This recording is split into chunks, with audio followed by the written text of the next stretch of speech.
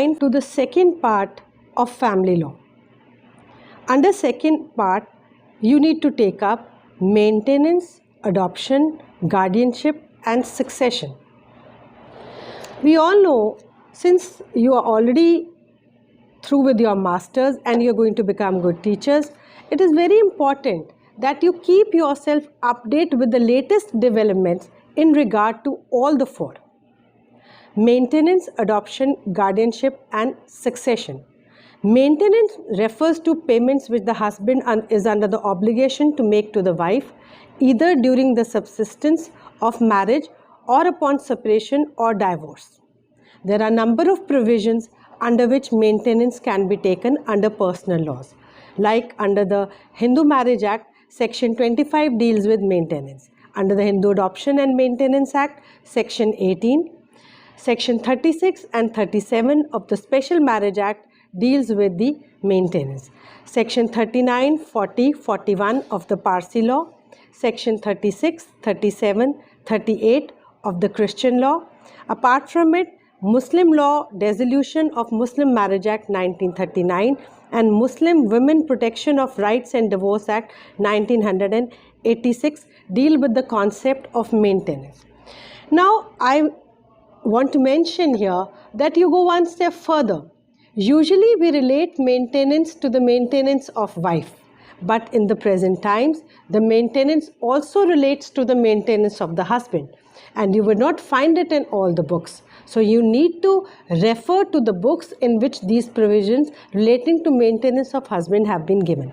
And there are a number of cases which have been mentioned by the Supreme Court, by the courts, in which maintenance has been granted to the husband as well. So this is a shift from the pendulum from the wife to the husband. Apart from it, maintenance is not only for wife and husband, it is for children, and under the personal laws, children are likely to be maintained. The custody of the children is dealt with under Section 26 of the Hindu Marriage Act. And Section 20 of the Hindu Adoption and Maintenance Act 1956, it deals with the maintenance of children and aged persons. And if we talk about maintenance, maintenance also is there for the parents.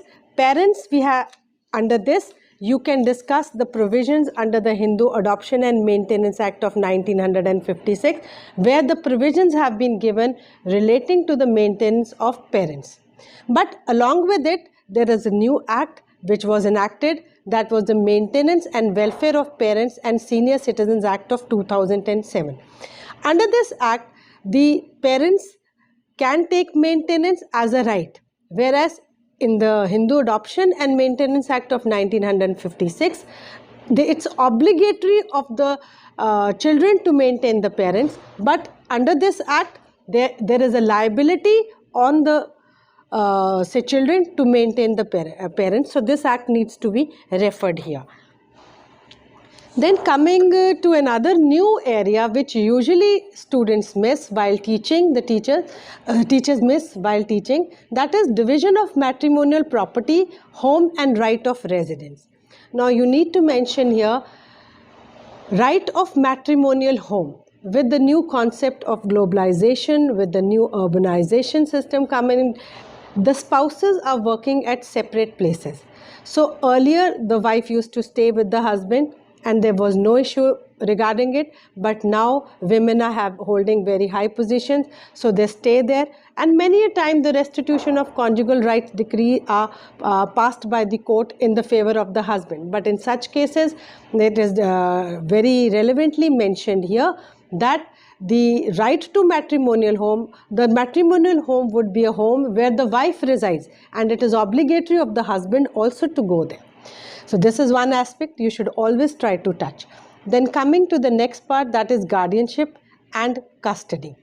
Now guardianship and custody both are interrelated and very much it's a very sensitive issue. Both the parents would want the custody of the child, but the custody of the child is given with the principle taking into consideration the principle followed is the best or the paramount welfare of the child or the minor. So in such cases, it is the decision of the court to decide to whom to give the custody. Otherwise, there are two kinds of guardians: natural guardian and testamentary guardian. Natural guardian, father and mother, and in different personal laws, different guardians have been made. Under different personal laws, different people have been given the right in the family to be the natural guardian. But in case there is no natural guardian available, it is the court who takes the cognizance and decides who should be the guardian of the child. Under Muslim law, grandfather is considered to be the natural guardian of the child in the absence of the father. But the concept of guardianship needs to be addressed in the proper manner. And here you should take into note the latest cases which have been given. Guardianship and adoption, there is a very thin line between it. In Muslims, there is no provision of adoption. There is acknowledgement. So you need to mention here, many times not many teachers mention this. Taking the concept of adoption. Adoption, we all know, every parents want to have a child. So adoption was permissible in the ancient times, and adoption in itself has been legal, has been discussed under the Hindu Adoption and Maintenance Act. There are different laws. There is Hindu Adoption and Maintenance Act 1956 governs the rules relating to adoption. You need to discuss here who can adopt. First and foremost, whether only the wife can adopt, or whether only the husband can adopt, or can the husband adopt with the consent of the wife. And if the consent of the wife is not available, can the husband still adopt? What happens if both the parties are single? Can a single person adopt? Can a single female adopt? Can a single male adopt? Then who can be adopted? Can a person who is married be adopted? Can a person who is above the age of 25 years be adopted? These rules need to be taken up. So in many books you will not find that what are the rules present rules relating to adoption. You have to do your homework, you have to refer to the relevant case laws, you will have to refer to the Supreme Court cases, and you will have to make your own notes in regards to this. There are certain books which are being updated. Many times the teachers, they take up the old books and start to teach. Now this will not cater to a good teacher. You will have to make your own notes. You will have to do your homework. Unless you do that, you will never be able to achieve the kind of status you want to achieve in a particular subject, to specialize in that particular subject.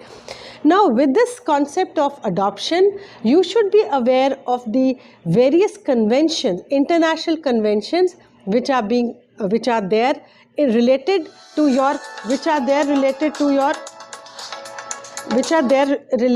your topic. You can start just 2 minutes earlier, again repeat that. Okay. With adoption, we come to the perspective of inter-country adoption. You can see very lately there are a number of issues relating to inter-country adoption. Hindu Maintenance and Adoption Act, which applies only to Hindu. There is no law governing adoption by Christians, Parsis or Muslims, nor is there any statutory provision providing for adoption of a child by a foreigner living abroad. So the inadequacy of law of adoption to address this issue of inter-country adoption was highlighted in number of cases. Now here you need to refer the laws related to inter-country adoption. There are two agencies, CARA, that is the central agency for adoption, and the state agency for adoption, through which the adoption can be made. And there is a whole regulatory body at the central level and the state level. You need to refer here. Then there are cases of abduction by the parents. One spouse tends to take the child out of the custody of the other spouse and bring it back to India, or take the child to another country. These kind of issues are not mentioned in number of books. You need to make sure that these kind of issues are also addressed. Very lately there has been a convention on child abduction that needs to be referred here.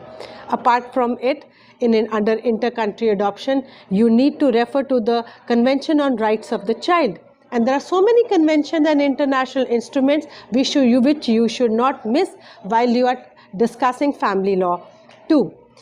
I would like to mention here now that with this conflict of laws, there is with this perspective of conflict of laws coming into picture, the international conventions are being made applicable to the domestic law. So international rules are being adopted in the domestic rules and under the municipal laws.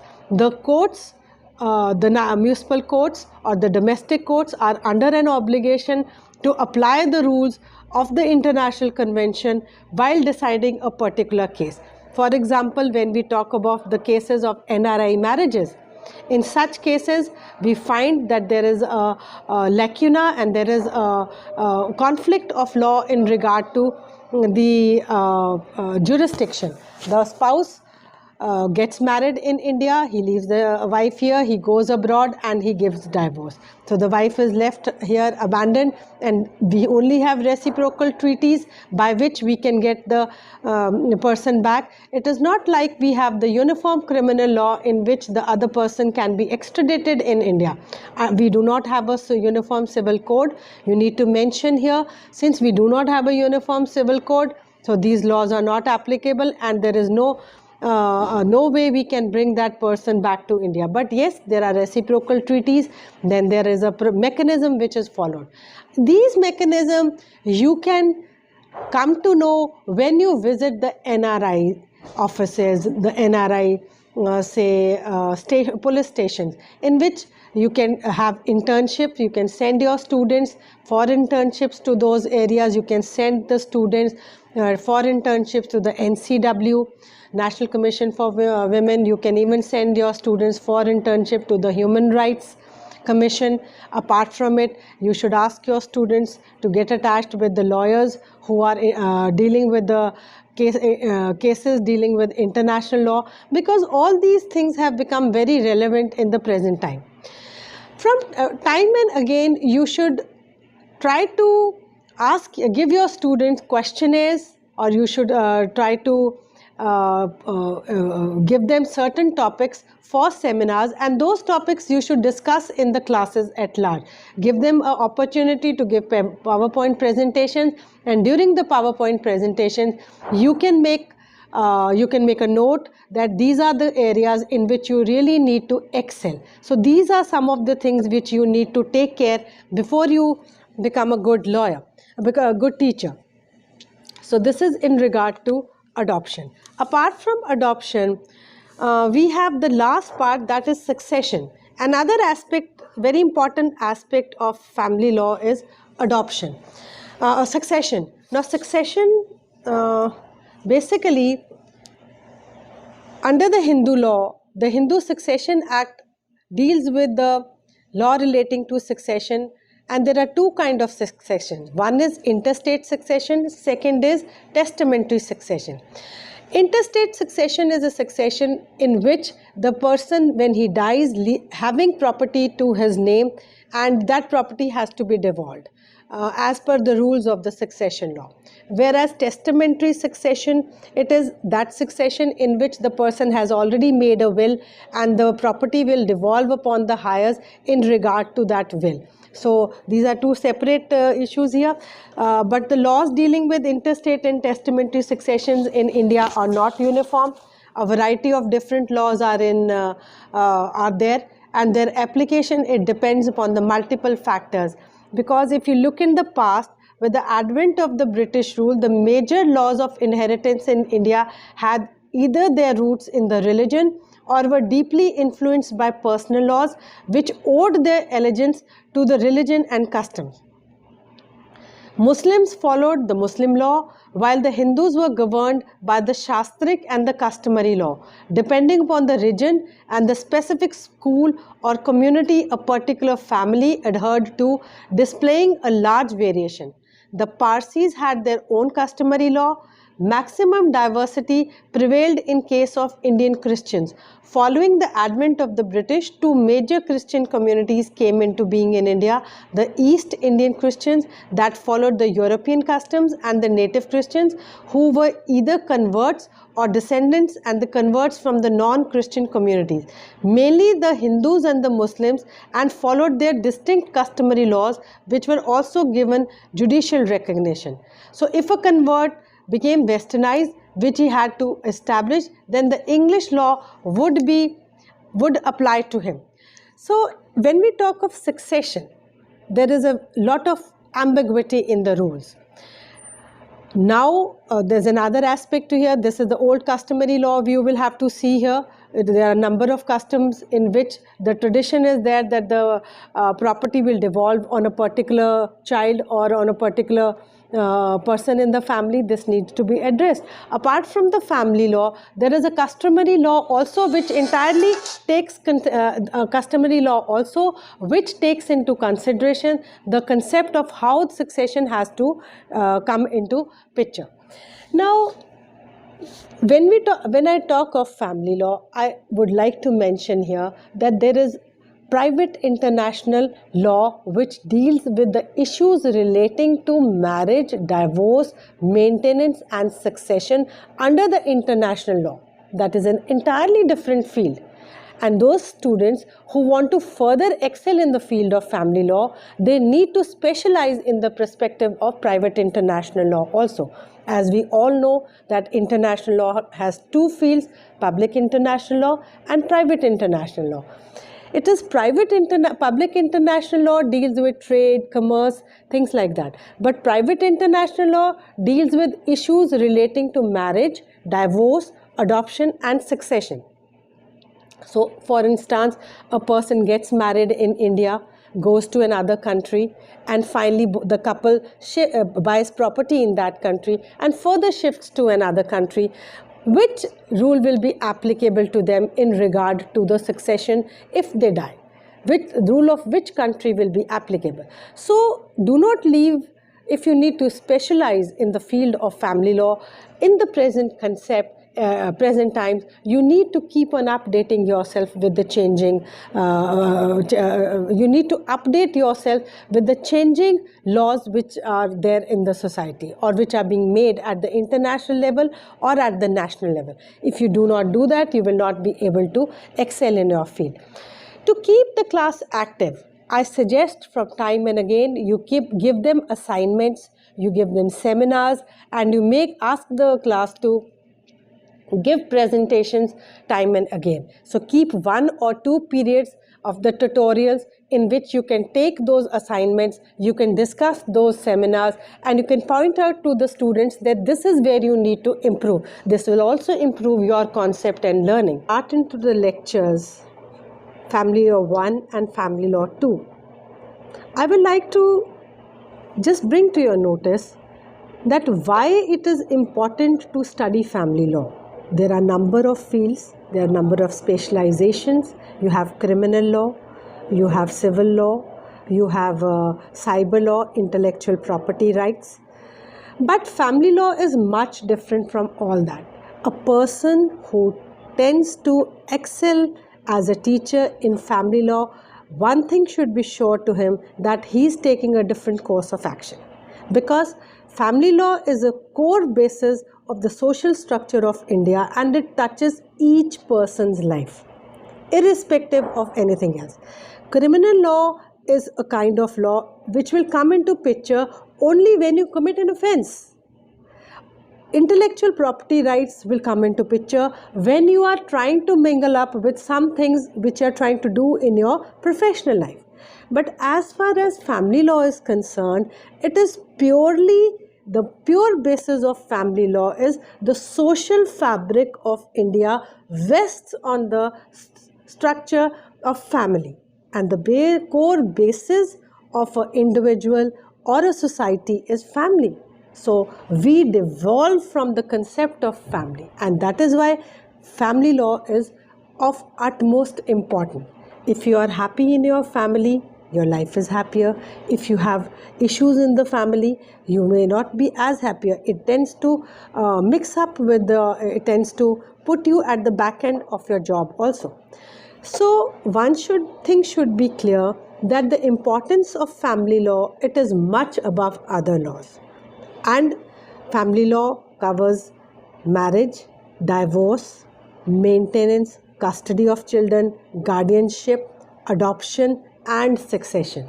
There are innumerable things which will be covered under this. Now, when you talk or decide to take up family law as a specialization, one thing should be clear to you, that you are going to deal with human beings, and it is different from other laws, because the family courts, they are informal courts. When you deal with the issue or a case under family law, the first and foremost requirement or the need is that there should be reconciliation among the families. It is only when it takes a step forward and we find that there is irretrievable breakdown of a marriage, then we try to dissolve the marriage. So when you talk about family law is related to sensitivity. It is related to a particular amount of concept, that you will be doing things not like you do in the court for criminal proceedings or other proceedings. The proceedings also have a different course of action. There are in-camera proceedings. There are places where you will not be able to bring the complainant in the court. It will not be allowed that the complainant will be coming to in case of children, they will not be allowed in the courts. So this area is much different from other issues.